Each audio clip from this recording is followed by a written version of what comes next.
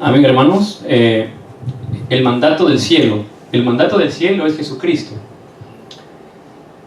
Dios no usó a José por ser José. Dios no usó a David por ser David. Dios no usó a Moisés por ser Moisés. Dios usó a José, a Moisés, a David, porque ellos poseyeron algo distinto en esa época. Porque se sujetaron a una palabra distinta y porque se sujetaron al pacto de la promesa del Mesías. Entonces, aquí hay algo bien interesante en la palabra de Dios. En Hechos 1:1 dice la Escritura: en el primer tratado, oh Teófilo, hablé acerca de todas las cosas que Jesús comenzó a hacer y a enseñar. Dice la Escritura que Jesús comenzó a hacer y a enseñar. Y la pregunta es, ¿qué hizo Jesús? ¿Qué enseñó Jesús? Cuando nosotros vemos la Escritura, vemos que Jesús siempre enseña sobre el reino de Dios y da la promesa del Espíritu Santo y habla de Dios Padre. Jesús siempre habla del Dios Trino, Dios Padre, Hijo y Espíritu Santo. Y lo que Jesús vino a hacer ya nosotros conocemos. Jesús vino a solucionar un problema fundamental que nosotros no podemos resolver. En el método de Dios, en el momento de que Adán y Eva comen del fruto del árbol de la ciencia del bien y del mal, del cual Dios les había dicho que no coman porque ciertamente iban a morir, en ese momento el hombre queda separado de Dios, el hombre queda en maldición, el hombre queda atado bajo las fuerzas de Satanás, bajo las tinieblas, el hombre queda en pecado, el hombre queda huérfano espiritualmente, es tomado espiritualmente por este ser que se llama Satanás o diablo, que además la Biblia explica y la Biblia habla de este ser espiritual. La palabra de Dios es el libro sagrado. Dentro de la palabra habla de Satanás, habla de los demonios, habla del diablo. Entonces, en ese momento, el Señor hace un plan de salvación sin consultarnos a nosotros. Dios no nos consulta a nosotros lo que Él va a hacer para que nosotros tengamos salvación. Dios toma la decisión. ¿Por qué? Porque Dios es preciosa la creación que Él hace de Génesis 1:27 y Génesis 1:28. Es la creación que Dios se toma el tiempo de hacerlo a su imagen, a su semejanza. Es la creación donde Dios se toma el tiempo de darle potestad sobre las aves del cielo, sobre los peces del mar, sobre todas las bestias que se mueven en la tierra. Es ese tiempo que Dios se toma y por esa creación preciosa Dios no va a dejar que el hombre se hunda en el infierno. Dios crea un plan de salvación sin consultarnos a nosotros y manda a Jesucristo cumpliendo su promesa, cumpliendo su palabra. Entonces, en nuestra vida de fe como hijos de Dios, Dios te va a bendecir sin consultarte. Dios nos va a bendecir sin consultarnos. Ese es el Evangelio. Dios nos va a bendecir a nosotros sin consultarnos. Porque si Dios nos consulta, transformamos la bendición en una maldición. Y no disfrutamos del Evangelio. Por eso Dios preparó todo de antemano para que nuestra vida sea una vida de bendición. Si tú no lo crees, no dices amén. Amén. Así de sencillo. El Evangelio es así de simple. Es creer o no creer. Finalmente, cuando uno ve la palabra, dice, bueno, o es frío o es caliente. ¿Ve? O es blanco o es negro. ¿Estás aquí o no estás aquí? O vienes con un corazón dispuesto a recibir gracia, o vienes por otra cosa. El Evangelio, nosotros tenemos que siempre ver la Escritura y tenemos que hacernos especialistas en la palabra. ¿Por qué razón? En Génesis 3:15 dice la Escritura: y pondré enemistad entre ti y la mujer, y entre tu simiente y la simiente suya. Esta te herirá en la cabeza y tú le herirás en el calcañar. Génesis 3:15. ¿Por qué razón?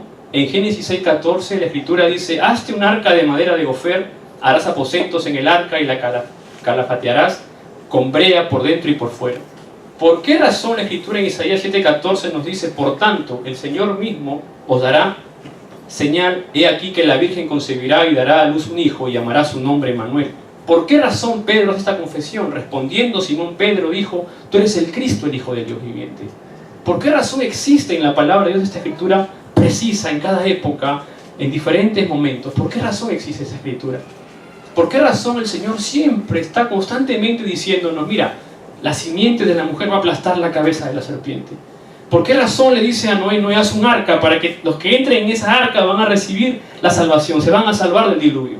¿Por qué razón en Isaías, cuando Israel está bajo el dominio de Babilonia, dice, el Señor mismo dará señal y la Virgen concebirá? ¿Por qué razón el Señor mismo le pregunta a Pedro diciendo, y a los discípulos, ¿quién dicen ustedes quién soy yo? Y Pedro responde, Simón Pedro responde, tú eres el Cristo, el Hijo del Dios viviente. ¿Por qué razón en la Escritura nosotros vemos estos versículos claves que nos muestra algo distinto? Y en Hechos 4:12 dice, y en ningún otro hay salvación. ¿Por qué razón? Porque el hombre está fuera de Dios. El hombre nace separado de Dios. El problema de Génesis 3 va más allá del problema de separación de Dios. Va más allá del problema de separación de Dios. El problema de separación de Dios es lo que tú ves físicamente. Pero lo que te crea esa separación de Dios, ¿te has puesto a pensar en eso? El problema de separación es el problema de Génesis 3, sí, es cierto. Vemos que la gente está en idolatría, que hay religión. Sí, que estuvimos ahí nosotros, estuvimos separados de Dios. Está bien, eso lo sabemos, estuvimos separados de Dios. Pero dentro de esa separación, ¿qué te creó esa separación de Dios? ¿Qué heridas te creó Satanás en esa separación? ¿Qué experimentaste de niño, de adolescente, de jóvenes con esa separación? ¿Qué problemas de familia experimentaste esa separación? El problema de Génesis 3 va más allá de simplemente decir el hombre está separado de Dios. Va más allá de eso. Va más allá de eso.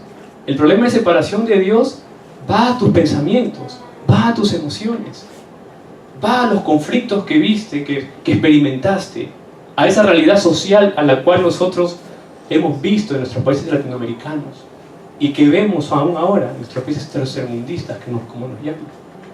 El problema de separación de Dios lleva al hombre a lo más profundo de la destrucción.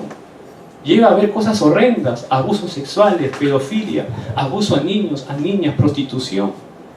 El problema de Génesis 3 arrastra a la cultura, a las drogas, al alcohol, a las cosas infames que puede ver el ser humano.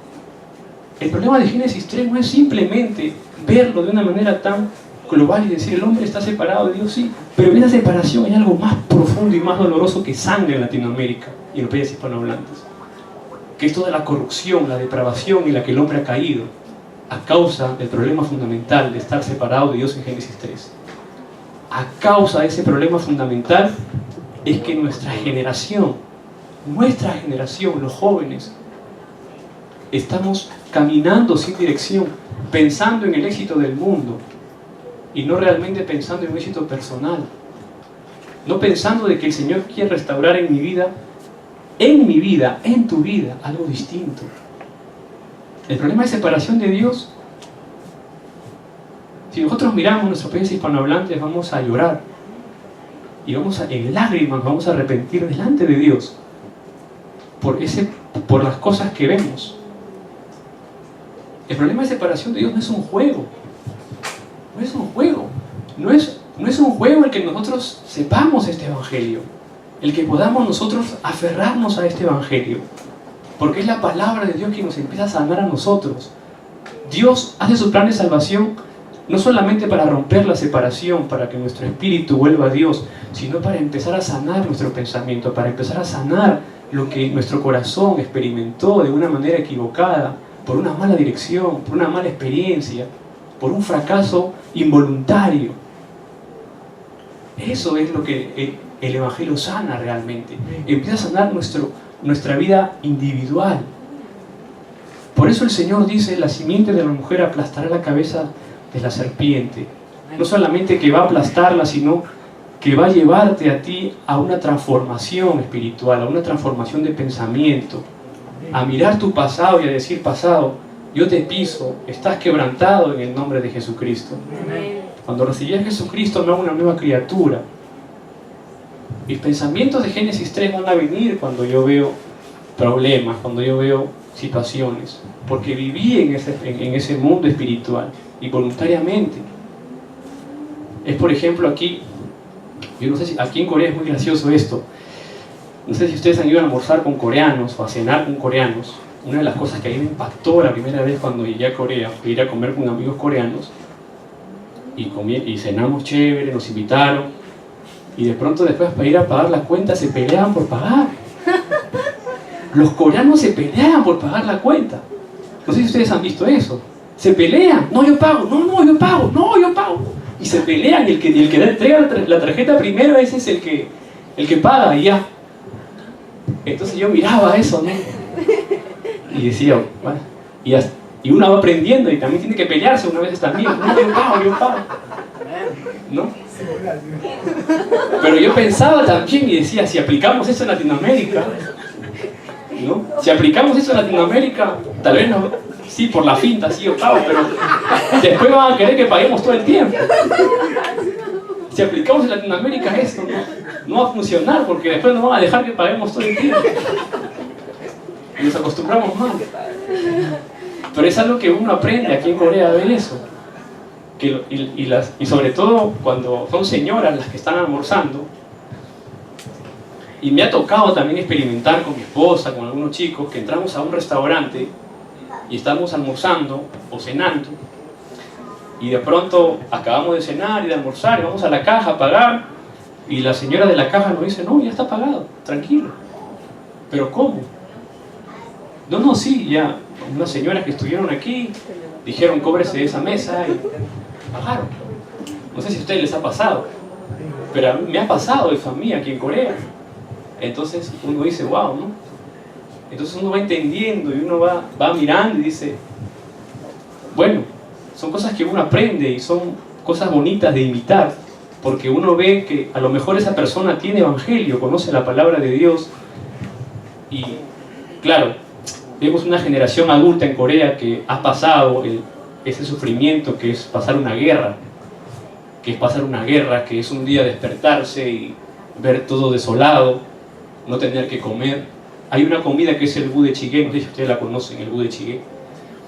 Esa comida tiene una historia, es una sopa donde se envuelven muchas cosas, se mezclan muchas cosas, salchicha, fideos, el arroz, vegetales. Esa comida tiene una historia, es deliciosa, a mí me encanta esa comida. Es picante, es deliciosa, pero tiene una historia muy triste. Esa comida nace después de la guerra. Habían las bases militares, tanto americanas como aliadas, que estaban aquí, y lo que sobraba de las bases, de la comida de las bases, lo que sobraba, lo separaban y lo ponían aparte. Y los coreanos en esa época, después de la guerra, iban a las bases militares y recogían toda esa comida y mezclaban toda esa comida para alimentarse. Es ahí donde nace esta sopa deliciosa. Es ahí donde nace esa sopa. Y hoy los restaurantes y todos los lugares lo venden y no es barato ahora.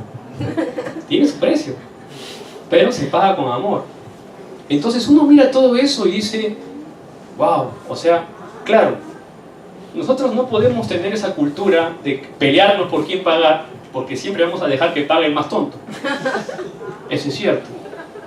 No tenemos la cultura de ir a un restaurante y bendecir a otra persona, porque siempre estamos pensando, no, esos 5 soles o 10 soles me van a hacer falta, lo cual puede ser cierto.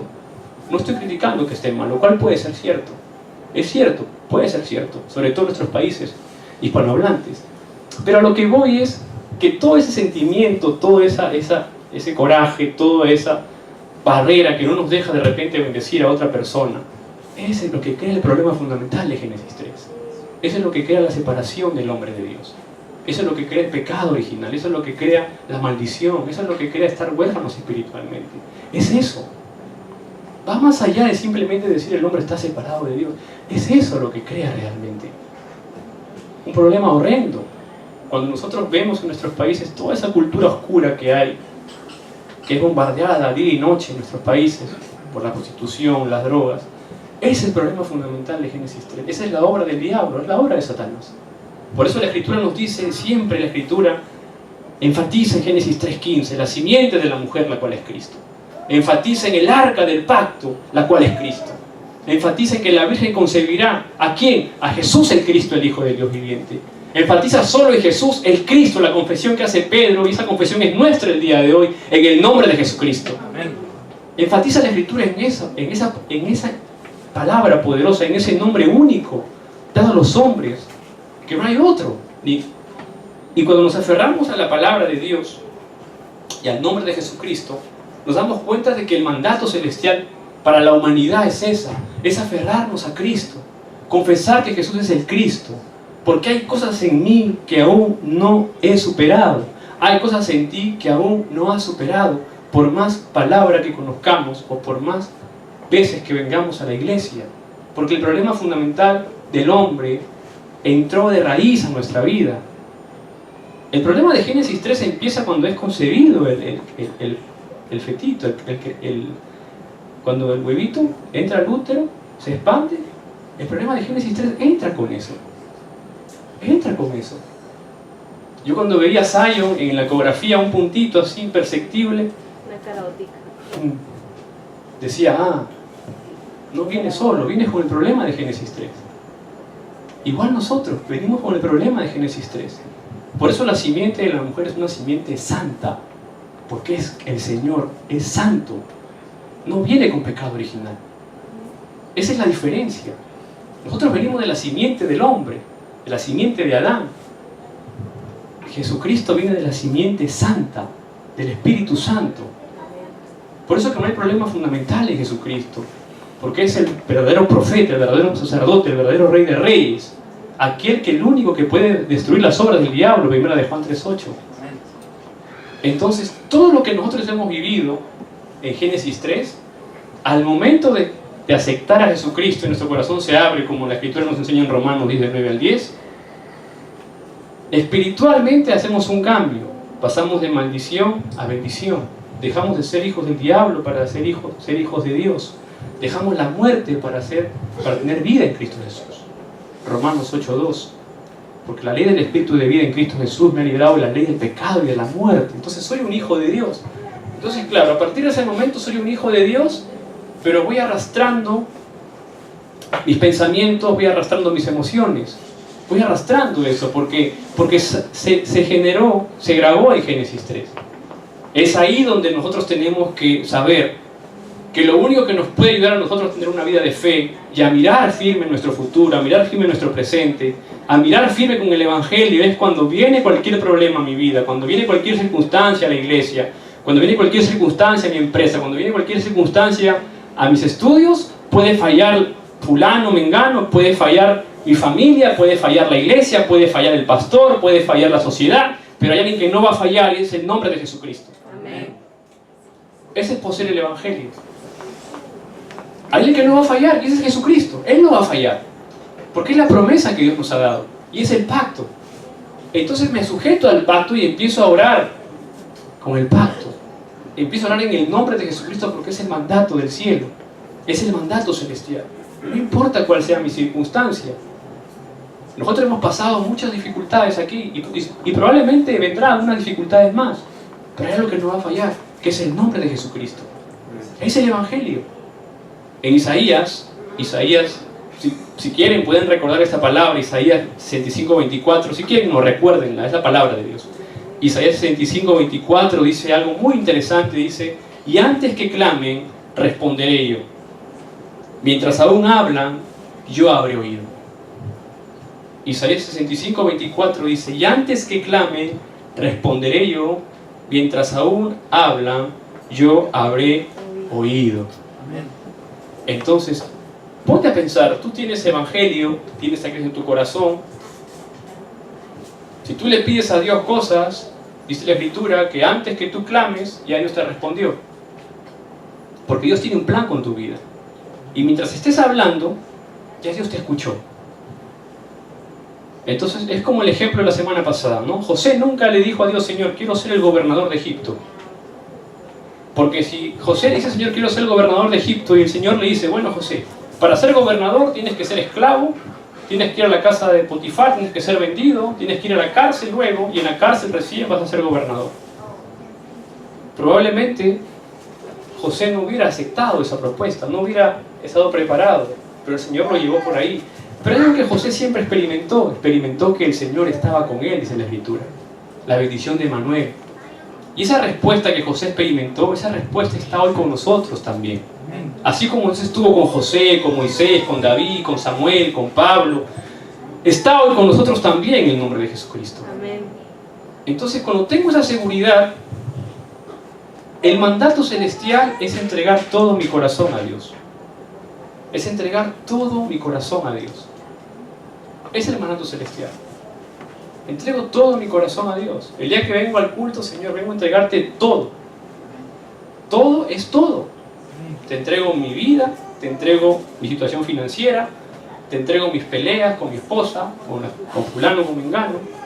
Te entrego los problemas de mis hijos, te entrego mis problemas espirituales que tengo, te los entrego. Señor, te entrego mi salud física en el nombre de Jesucristo. Te entrego todo mi corazón. Te entrego mi corazón para la evangelización. Te lo entrego. Y el Señor ahí es donde empieza a obrar. Porque no importa cuál sea nuestra circunstancia, el mal nunca podrá ganar porque tenemos a Cristo en nuestra vida. Amén. Eso es el Evangelio. Ese es el Evangelio. Hoy la iglesia está recibiendo mucha gracia. Amén. Mucho amén, amén. Falta que aplaudan. No a mí, sino al Señor. Amén. Ustedes saben, te voy a contar. Ustedes saben que ayer sábado me invitaron por internet a dar una lectura a la iglesia de Venezuela. Y estaba dando la lectura hablando de Cristo, testificando el Evangelio de Jesucristo. Y mientras testificaba el Evangelio de Jesucristo me pasó algo que nunca me había pasado. Es que de pronto uno hace la confesión que Jesús es el Cristo, el Hijo del Dios viviente, y la congregación entera empezó a aplaudir. Así, uniformemente, empezó a aplaudir. Entonces yo me quedé, no sabía qué decirles. Me quedé, porque primero que sabía que no era para mí, pero la reacción, empezaron a aplaudir. Entonces dije, wow. Es el campo al cual nosotros pertenecemos. El campo hispanohablante al cual nosotros pertenecemos. Y después, conversando, me cuentan de que cuando la congregación recibe gracia, como somos hispanos, latinos, expresamos lo que sentimos. Una manera de expresar lo que se siente es a través de los aplausos, porque estamos glorificando a través de los aplausos. Entonces, es nuestra cultura de adorar a Dios, es nuestra cultura de ser creyentes. No podemos cortar esa cultura. No podemos, al contrario. Tenemos que usarla para el Evangelio. Amén. Tenemos que usarla para proclamar a Cristo. Amén. Estaba compartiendo la palabra y se levantaba una mano y decía, aleluya, gloria a Dios. Estamos glorificando a Dios.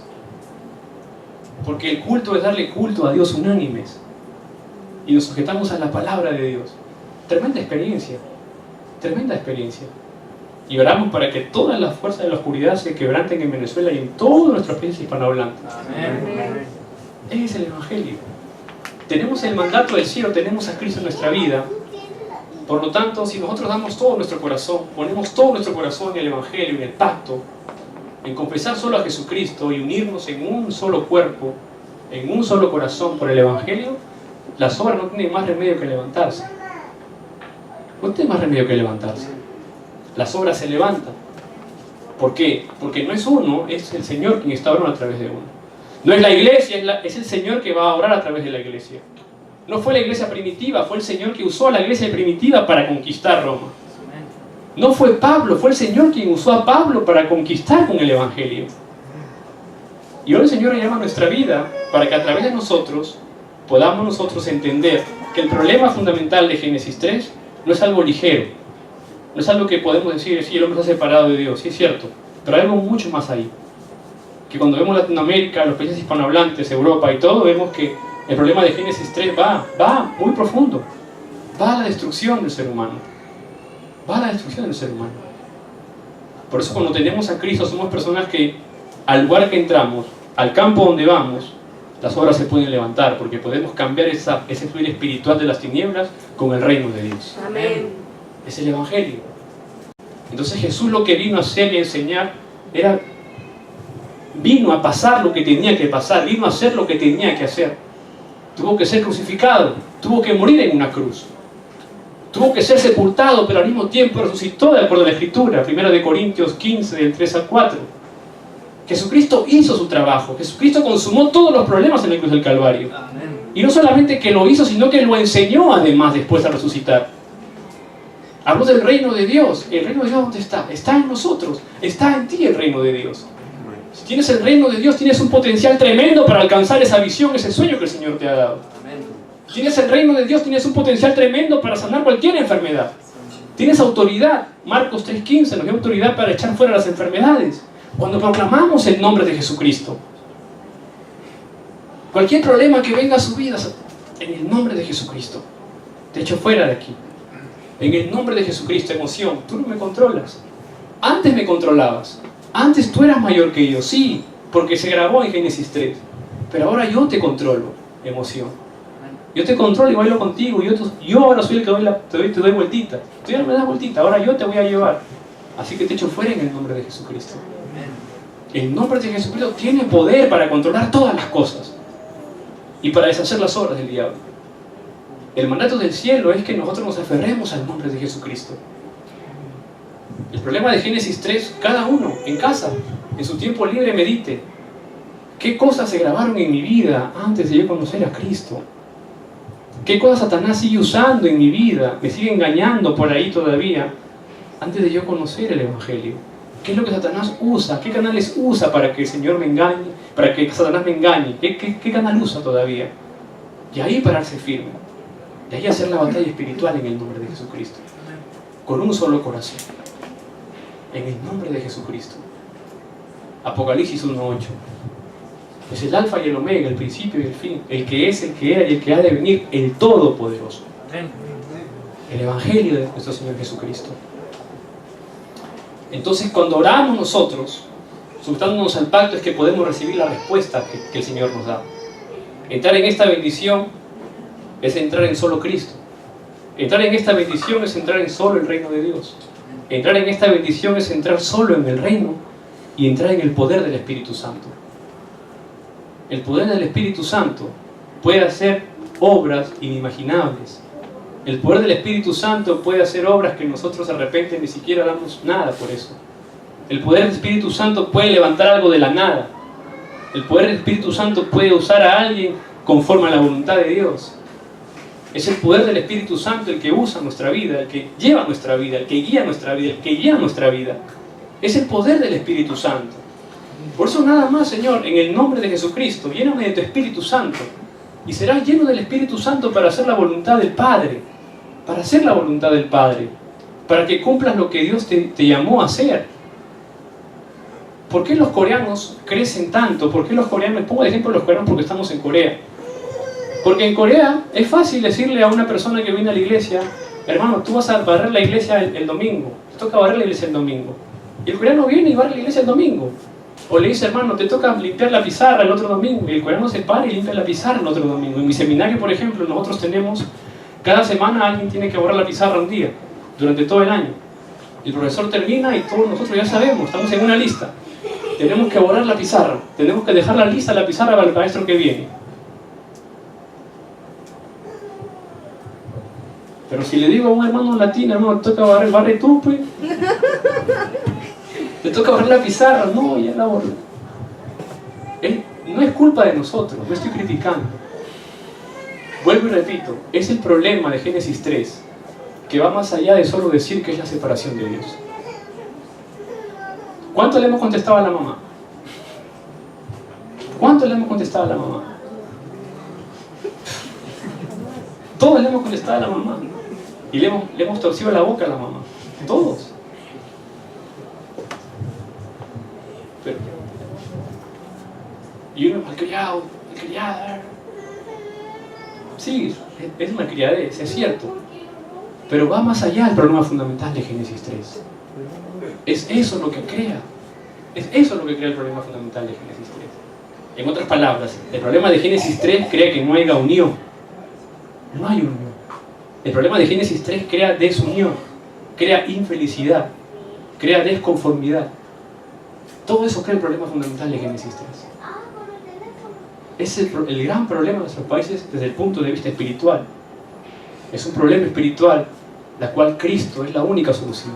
Porque Cristo crea unidad, Cristo crea felicidad, Cristo crea transformación, Cristo conquista, Cristo es victoria. El Evangelio es lo único que puede ayudarnos a trascender todo eso y a superar nuestra vida personal, individual, nuestra vida familiar, nuestra vida matrimonial, nuestra vida social. Es con el Evangelio. Es con el Evangelio. En el nombre de Jesucristo, que esta semana nosotros podamos realmente, cualquier problema que venga a nuestra vida, cualquier circunstancia que nos encontremos, sujetarnos a ese pacto. Hechos 1:1. Hechos 1:1. Lucas escribe en el libro de los Hechos, le escribe a Teófilo, un doctor, le dice: en el primer tratado, Teófilo, hablé acerca de todas las cosas que Jesús comenzó a hacer y a enseñar. En otras palabras, Jesús vino a hacer y a enseñarnos que Él era el Cristo, el Hijo del Dios viviente. Que Él era el Mesías, el ungido.